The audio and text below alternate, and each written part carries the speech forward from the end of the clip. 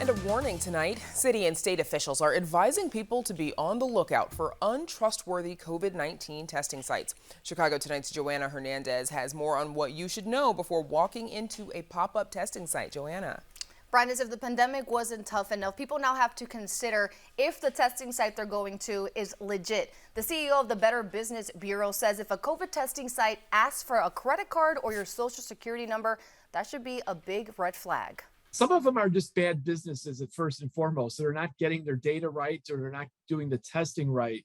Then you have the scammers who are taking a lot of information from them, like their social security number. Some are being charged. Some of these consumers come to the Better Business Bureau and saying they're actually being charged for an expedited service. Burness mentioned suspicious testing locations have been identified and they've shared information with the government. Now, the reality is it can be confusing to understand if a site is real or not.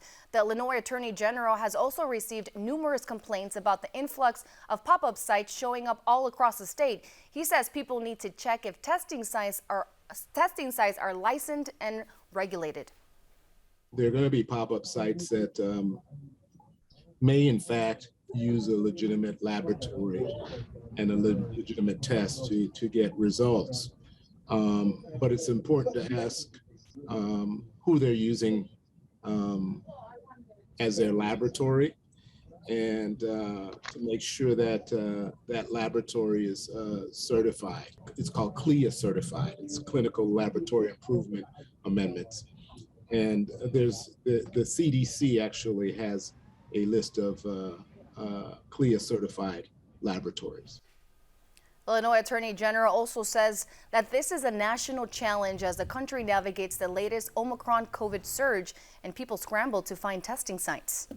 And Joanna, a lot of these are, these pop-up sites are appearing because we don't have as many city and state operated run sites as we had earlier in the pandemic. Are there calls for any of those to return? No, there is. I spoke with Alderwoman Maria Haddon from the 49th Ward, and she seems to think so. Since 2020, your elected officials, myself and others, have been asking for public testing sites. We had to organize a lot of testing sites. We're lucky to have great health partners, but this reliance on just kind of the pop-up, anyone who can license a business through the website and get a connection with the lab, I don't think it's appropriate. And I do think that as we're entering this phase where we aren't seeing an end, we see that testing is going to be a part of us being able to live, right? Testing is going to be a part of us being able to work, of our kids being able to go to school. I think the government really needs to step up to make sure that we have good, legitimate sites. And Joanna, are these sites one-offs or are some of them chains? Well, the reality is the Better Business Bureau did shine light on a testing organization called the Center for COVID Control, which operates hundreds of testing sites around the country and has an F rating with the BBB. There's a location in the Rogers Park area that was operating this morning and people were going in. We also went into other locations in the neighborhood where they did ask for my driver's license. Some of these testing sites were operating from an auto repair shop and massage parlors. Chief Operating Officer from Access Community Health Network says they've run 6 testing sites, and at this point it's important for people to spend more time doing research to protect themselves. The advice I would give to individuals out there, really wanting to choose a testing site is that really look for one that is managed and staffed by medical professionals. That's really key. These are lab tests and they need to be administered by and processed by certified professionals. The surge in cases has caused some labs to be backed up, but as we've heard, it's vital to ask questions when walking into a COVID testing location.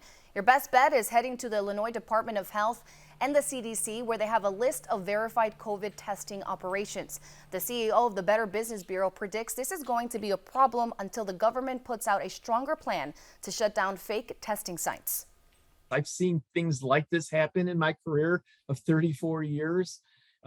Every industry has some bad actors, but unfortunately, this seems to be really simmering and going to a boiling point, not only locally, but nationally.